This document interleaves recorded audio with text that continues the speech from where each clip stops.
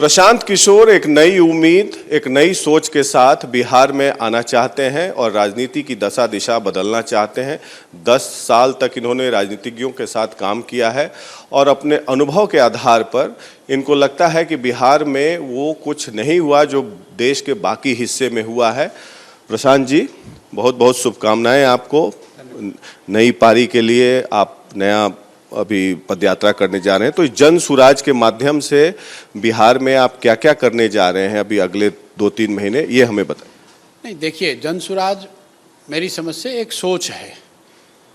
बिहार में जैसा मैंने बताया कि 30 वर्ष तक लालू जी और नीतीश जी का राज रहा है और उन्होंने कुछ अच्छे काम भी करे हैं। लालू जी के टाइम में सामाजिक न्याय की बात हुई है, सामाजिक आर्थिक रूप से जो पिछड़े लोग हैं उनको आवाज़ देने की बात कही जा रही है। नीतीश जी के टाइम में भी उन्होंने न्याय संघ विकास के अंतर्गत काम किया है। बिहार में सड़कें बनी हैं, बिजली आई है, ठीक बात है।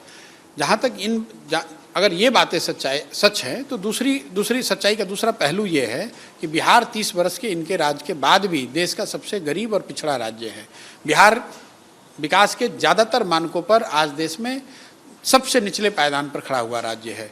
ये आपको हमको क्या बताता है कि जो रास्ता हम पिछले 10-15 साल से लेकर चल रहे हैं, इस रास्ते से हम आगे तरक्की नहीं कर सकते हैं। इस रास्ते पर चलकर हम बिहार को देश के अग्रणी राज्यों की श्रेणी में खड़ा नहीं कर सकते हैं। तो इसका उपाय क्या है? इसका उपाय सुराज है, लेकिन गुड गवर्नेंस जिसकी बात होती है कि भाई गुड गवर्नेंस होगा तो ही स्थिति सुधरेगी। लेकिन उसमें जो सबसे बड़ी बात है, गुड गवर्नेंस किसका?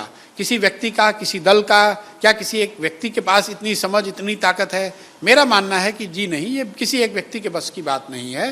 ये पूरी जनता अगर साथ में लगेगी, जो समाज में मुद्दे क्या बताएंगे और आप पदयात्रा करने वाले?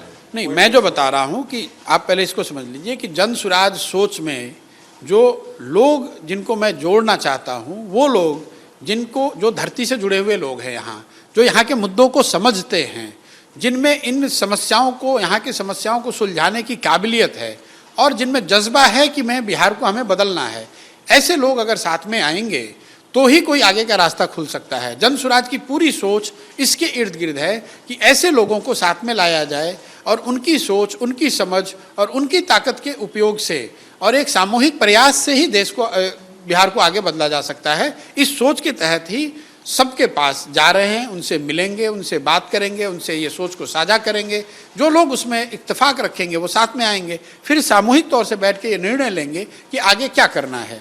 अगर वो सब मिलकर तय करते हैं कि हमें कोई राजनीतिक दल बनाने की जरूरत है, उस समय वो निर्णय लिया जाएगा। पदयात्रा करेंगे 3000 किलोमीटर, जैसा मैंने आपको बताया। गांधी आश्रम पश्चिम चंपारण से 2 अक्टूबर को पदयात्रा की शुरुआत करेंगे और 3000 किलोमीटर पदयात्रा करके बिहार के हर शहर, हर गांव, गली गूचे, मोहल्ले में जाएंगे, लोगों से मिलेंगे, उनकी बात सुनेंगे और उनसे समझने का प्रयास करेंगे कि आगे का रास्ता क्या होना चाहिए। इत्तेफाक से चंपारण मेरा भी जिला है। बहुत बहुत स्वागत है आपका। तो दूसरी बात कि कांग्रेस पार्टी से क्या बात बिगड़ गई आपकी और क्या आपके दरवाजे अभी भी खुले हुए हैं?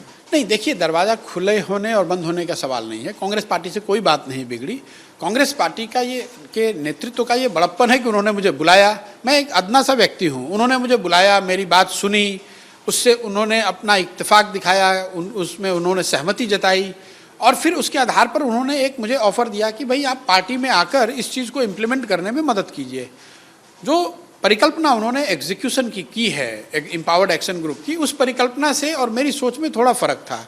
और वो फ़र्क बस इतना है कि कुछ लोग ऐसा बता रहे हैं कि आप ग्रुप में काम नहीं करना चाह रहे हैं। ऐसी बात नहीं है। मैं हमेशा से इसका पक्षधर हूँ कि इतना बड़ा काम कोई एक व्यक्ति नहीं कर सकता, तो ग्रुप में ही होगा।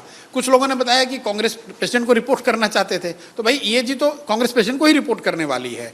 सिर्फ फ़र्क इतना है कि मैं ये चाहता था, या जो मेरी सोच है, शायद सही है गलत है मैं जानता नहीं हूँ, कि अगर आप इतने बड़े पार्टी में आमूलचूल परिवर्तन की बात किसी ग्रुप के द्वारा करना चाहते हैं, तो उस ग्रुप को एग्जीक्यूटिव ऑर्डर से अगर आप बनाएंगे और उसकी कोई कॉन्स्टिट्यूशनल सैंक्टिटी नहीं होगी, तो शायद आगे चलकर विरोधाभास हो जाएगा। क्योंकि कांग्रेस के कॉन्स्टिट्यूशन के हिसाब से पहले से व्यवस्थाएं बनी हुई हैं। आपने एक कोई ग्रुप बना दिया और उसको ये मैंडेट दे दिया कि अब सारी चीज़ों को सुधारो। तो जो अभी की व्यवस्था है और इस नई व्यवस्था में आपस में खींचतान या विरोधाभास हो सकता है, मुझे ऐसा लगा। संभव है कांग्रेस लीडर आप किसको प्रोजेक्ट कर रहे थे? आप हमेशा से प्रियंका गांधी के पक्षधर रहे हैं कि उनको लीड करना चाहिए। मैं आपको बिल्कुल, ये मैंने पहले चैनल्स को भी बताया है, मैं लीडरशिप को लेकर या जिन पहलुओं पर प्राइवेट में बात हुई है, ये मेरे लिए वाजिब नहीं है कि मैं उसको पब्लिकली कहूं।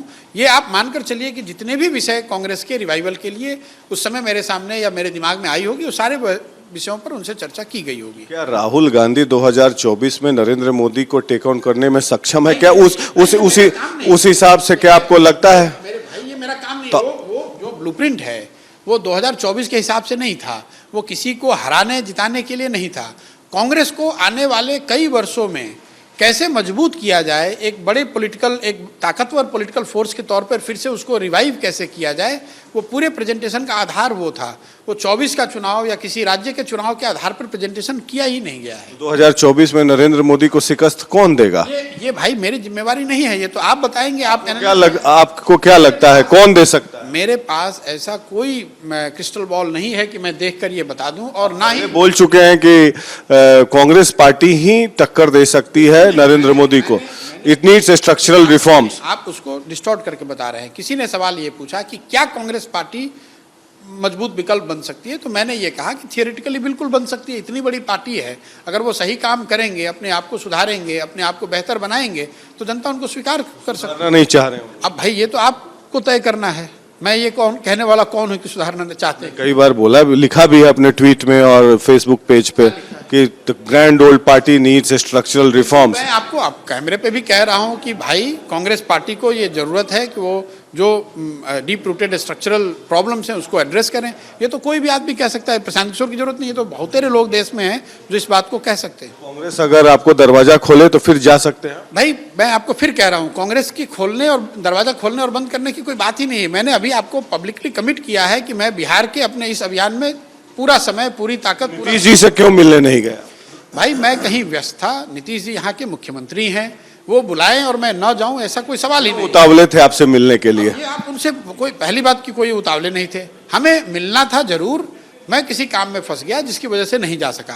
मिलेंगे जब भी मुझे बुलाएंगे मैं मिलूंगा। दूसरा लास्ट सवाल ये बताइए कि जो दिल्ली में आपकी मीटिंग हुई थी नीतीश जी से, आपको क्या उन्होंने जेडीयू ऑफर करने का प्रपोजल दिया था या कोई महत्वपूर्ण पद देने की पेशकश की थी? नीतीश जी से दिल्ली में सिर्फ और सिर्फ उनके कोविड के रिकवरी के बाद वो पहली बार दिल्ली आए थे, तो एक सोशल शिष्टाचार है, उसके तहत मैं दिल्ली में उनसे मिला था। मुझे जो सूत्र बता रहे हैं जेडीयू के, आपको जेडीयू प्रेसिडेंट का पद ऑफर किया था? नहीं, देखिए सब बिल्कुल गलत बात है। क्या उन्होंने ऑफर किया, क्या नहीं ऑफर किया, मैं उनसे क्या ऑफर किया था उन्होंने? जेडीयू प्रेसिडेंट का पद? नहीं, पक्का? जो मेरी जानकारी है उसमें उन्होंने ऑफर किया। पत्रकार हैं, आपको हर तरह की जानकारी होगी। मैं जो फैक्ट है वो बता रहा हूँ कि मैं नीतीश जी से दिल्ली में कोविड के रिकवरी के बाद वो पहली बार आए थे, तो मैं उनसे सिर्फ मिलने गया था। शिष्टाचार की वजह से हम लोगों ने साथ में आपको नीतीश जी कमजोर हो गए हैं तो उनको लगा कि मेरी पार्टी को प्रशांत किशोर ही बेहतरनी पार करा सकते हैं। पहले आप वाइस प्रेसिडेंट थे, तो आइए आप जेडीयू प्रेसिडेंट बनिए। आप क्यों नहीं जेडीयू प्रेसिडेंट बनना चाहते हैं? नीतीश जी यहाँ के बहुत बड़े जेडीयू प्रेसिडेंट क्यों नहीं? भाई जो मेरे काबिलियत पर भी शक मत कीजिए, कुछ जानकारी मुझे भी रहती है प्रशांत जी। नहीं, वो ठीक बात है, लेकिन ऐसा है नीतीश जी, मैं भले ही लुटियंस में नहीं रहता हूँ लेकिन लुटियंस की जानकारी सब रखता हूँ क्योंकि मेरी पढ़ाई लिखाई वहीं हुई है। नहीं, मैं समझता हूँ। मैं ये कह रहा हूँ कि नीतीश जी यहाँ के मुख्यमंत्री हैं, यहाँ के इतने बड़े कद्दावर नेता हैं, उनको किसी प्रशांत किशोर की जरूरत नहीं है। वो ठीक कर रहे हैं, जो अपनी समझ से अच्छा कर रहे हैं उनको करने दीजिए। अभी उनका प्रेसिडेंट का ऑफर करते हैं तो आप जाएंगे? कोई भी ऑफर करे, मैंने मेरा अपना रास्ता तय करके आपको पब्लिकली बता दिया है। मैं उससे भी कोई मतलब नहीं है। मेरा सबसे मतलब है और किसी से मतलब नहीं है। मैं अपने इस अभियान से जुड़ा हुआ हूँ। क्यों ठुकराया आपने प्रेसिडेंट का पद? भाई मैंने कोई ऐसी ऑफर दी नहीं, आप ये अफवाहों के आधार पे बात कर रहे हैं। तो ये थे प्रशांत किशोर, और मैं ये बिहार के हैं और बिहार में अब आकर काम करना चाहते हैं। इन्होंने सबसे बड़ी बात कि अपनी काफ़ी जमी जमाई कंसल्टेंसी को छोड़कर बिहार में आना चाहते हैं, जो कि राह कठिन है आपके लिए, लेकिन बहुत बहुत शुभकामनाएं आपको कि आप इस पॉलिटिकल डस्ट में सफल हों, और बहुत बहुत शुभकामनाएं। तो ये प्रशांत किशोर थे पटना से, वीडियो जर्नलिस्ट सूरज के साथ Prakash Singh, Republic media network के लिए।